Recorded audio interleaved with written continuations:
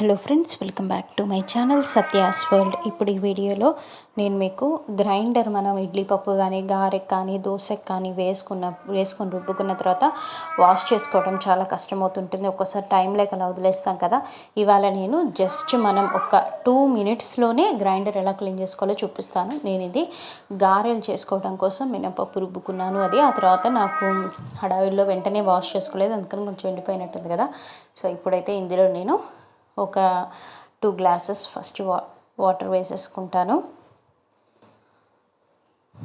So water వేసుకొని grinder on చేసుకున్న తర్వాత ఇందులో నేను లిక్విడ్ సోప్, మీరు ఏదైతే గిన్నెలు కడగడానికి వాడతారో అది వేసుకోండి.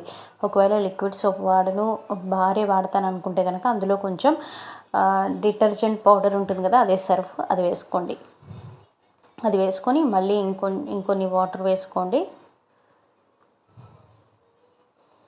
ఒక 4 to 5 glasses వాటర్ వేసుకొని మూత పెట్టేసుకోండి. లేదంటే ఉత్త వాటరే కదా, అంత బయటకంతా చిందులు పడి మళ్ళీ సర్ఫ్ నీళ్ళని పడితే ఇంకా డబల్ క్లీనింగ్ అవుతుంది.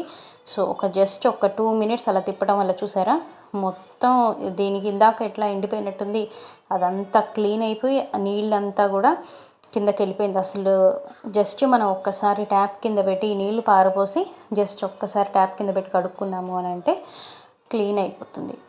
మీరు వెంటనే కడుక్కుంటున్నా సరే మీరు ఇలా అందులో ఒక 4 glasses వాటర్ వేసుకొని లిక్విడ్ సోప్ కానీ లేదంటే డిటర్జెంట్ పౌడర్ కానీ వేసుకొని ఒక 1 minute కనుక గ్రైండర్ చేసుకున్నారంటే క్లీన్ అయిపోతుంది. తర్వాత నేను ట్యాప్ కింద వాష్ చేసి పెట్టేసుకున్నాను. చూసారా, నీట్గా జస్ట్ 2 minutesలో క్లీన్ చేసేసుకోవచ్చు గ్రైండర్. చాలామంది అనుకుంటారు అబ్బా ఎంత పని అని చెప్పేసి, అందుకే చాలామంది గ్రైండర్ కొనుక్కోరు కూడా. కానీ ఇలా చూడండి, 2 నిమిషాలు ఎలా క్లీన్ చేసేసుకున్నాము. ఈ వీడియో మీ అందరికీ హెల్ప్ అవుతుంది అనుకుంటున్నాను.